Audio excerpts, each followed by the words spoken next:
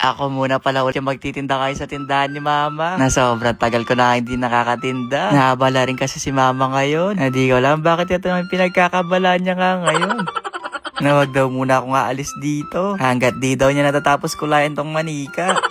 Nanamis ko nga magtinda dito. Na yung bantuwing umaga, kukuha ka sa paninda. Na eto na yung nagiging almusal ko. Na habang kumakain nga ako dyan, may dumaan nga na nagtitinda ng isda. Na last na lang daw yung paninda niyang yun, kaya bilhin ko na daw. Kaya naman nagiram muna ako yung Mama ng 150 para makauwi na kayong ali nagtitinda ng isda. Nasakto kasi di pa tayo nakakapagluto ng ulam. Na yung mga nabili nga nating mga galunggong, gagawin natin siyang Shanghai. Na oo, gagawin talaga natin Shanghai yung mga galunggong. Na di ko lang kung nagawa niyo na rin ba to. Pero eto ay madalas kong gawin. Kapag nga merong galunggong sa bahay, nagawin silang Shanghai. Sakto nga itong nabili ko ngayon. Kasi nung isang araw nagkikrave talaga ako ng Shanghai. Sakto nakipag-birthday rin kami nun. Na naghahanap nga ako ng Shanghai doon kaso naubos na daw. Kaya kaya dadamihan ko nga yung luto ko ng Shanghai. Para kung mag-crave ka nga nun, padadalan kita. Yun nga lang flavor nito galunggong ha. Huwag ng juicy kasi masarap to.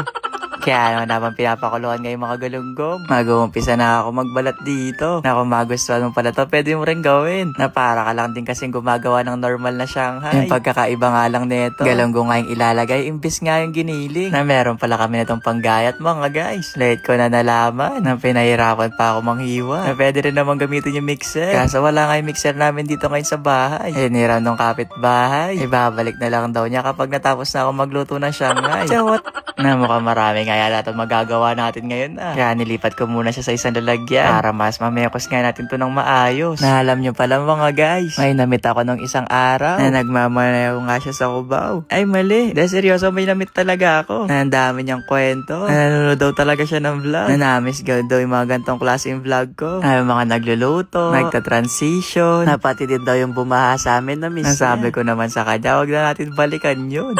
Na eto na pala yung mga galunggong kanina mga guys. Na natanggal na rin natin yung mga tinik. Kaya naman pwede na nga natin siyang imekos. Kaya naman kapag ganito na yung consistency niya mga guys. Wow, consistency ka pa dyan, chawat Na pwede na yun.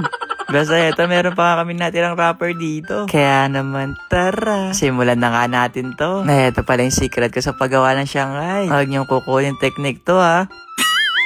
Para mas makapit yung pandikit. Tsaka sa akin naman to. Dahil sample lang yan mga guys. Na eto, perfect na natin to. Na itutupi nga lang natin to sa gedli. Para nga hindi matapon yung nilagay nga nating palaman. Tapos para magdikit, lalagyan lang natin ng tubig.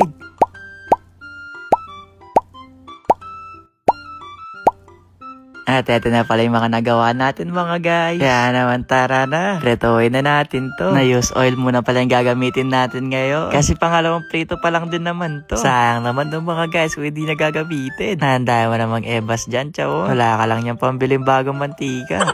Pero pwede pa naman kasi yan mga guys. At eto na pala yung finished product ng ating nagawang lumpiang Shanghai.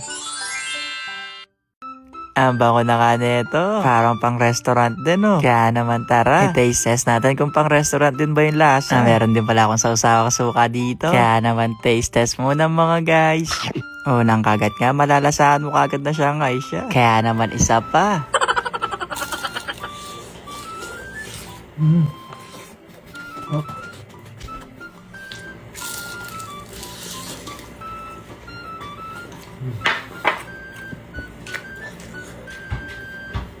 At syempre, hindi lang ako kakain ngayon dito. Magti-taste test na din daw si Mama. Para mas ganahan daw siya sa pagtitinda mga guys.